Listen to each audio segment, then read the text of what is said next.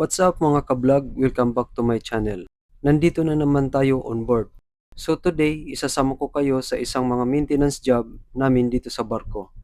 Ang maintenance ng crane hook and shackles. Ipapakita ko sa inyo ang proseso mula sa pag-disassemble, paglilinis, pag-inspect hanggang sa pagbalik ng mga pyesa. Siyempre, lahat ng ginagawa namin ay ayon sa safety procedures at maintenance standard ng barko. Kaya tara, samahan niyo ako.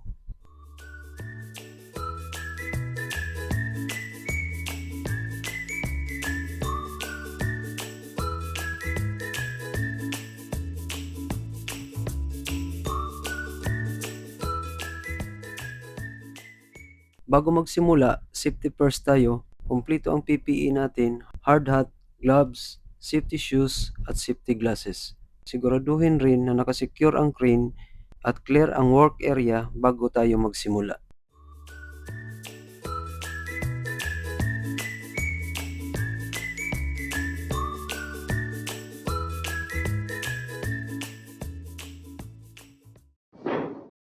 Ngayon nasimulan na natin ang pag-disassemble ng crane hook and shackle.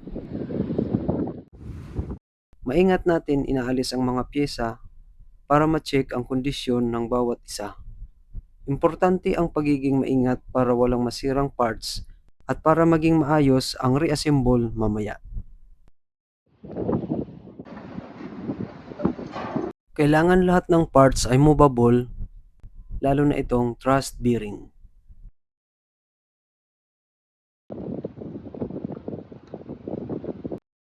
Pagkatapos malinisan, inspection naman tayo. Titingnan natin kung may crack, corrosion, deformation, o sobrang pagkasuot ng mga parts. Lahat ng ito ay mahalagang ma-check para matiyak na ligtas pa rin gamitin ang crane. Kapag okay na ang inspection, ibabalik natin ang mga pyesa ayon sa tamang maintenance procedure. Okay na siya to.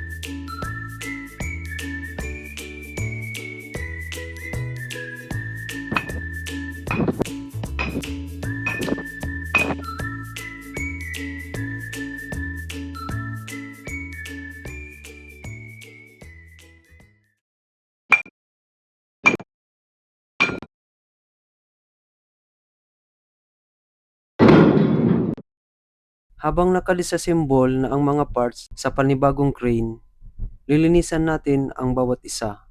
Aalisin natin ang dumi, lumang grasa, at anumang kalawang para mas makita kung may sinyalis man ng wear or damage.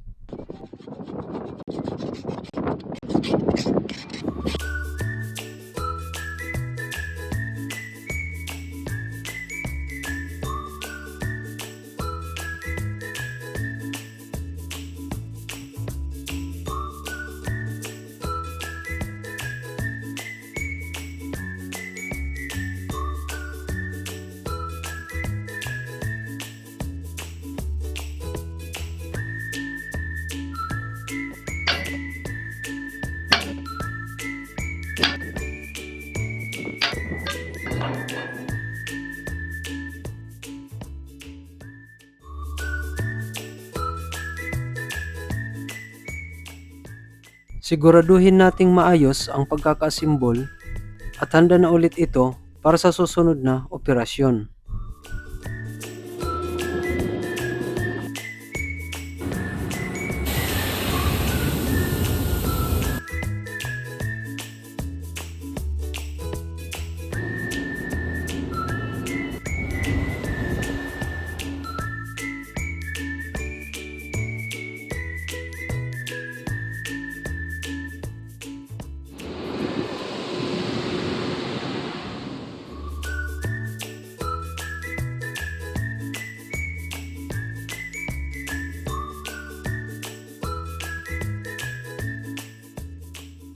Pagkatapos namin mag-load ng asin mula sa India, nagpatuloy naman ang aming biyahe papunta sa Indonesia.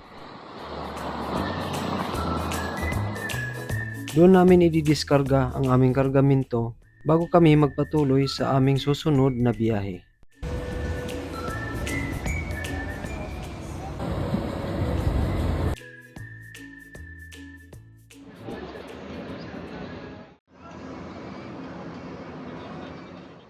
Siyempre, hindi mawala ang banding ng mga crew pagkatapos ng isang mabigat at nakakapagod na trabaho.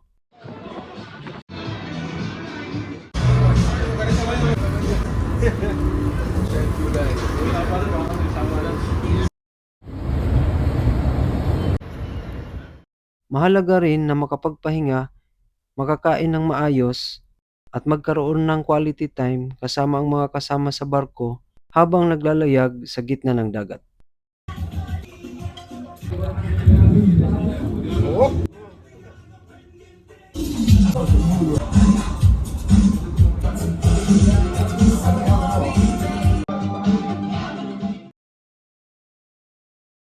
Pagkatapos ng mahigit 10 araw na paglalayag, narating din namin ang bansang Indonesia.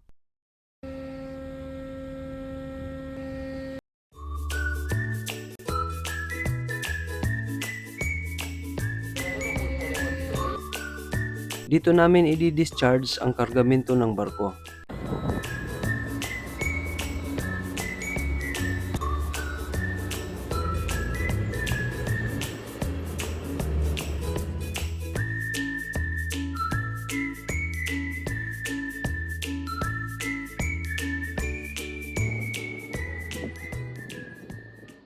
Ang regular na maintenance ng crane sa barko ay napakahalaga para maiwasan ang anumang aberya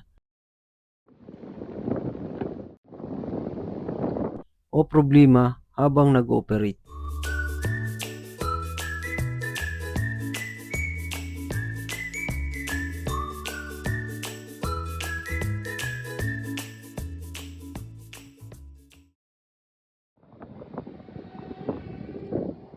Sa pamamagitan ng tamang inspeksyon, paglilinis, lubrication, at regular na maintenance, masisiguro nating maayos at ligtas ang kondisyon ng crane.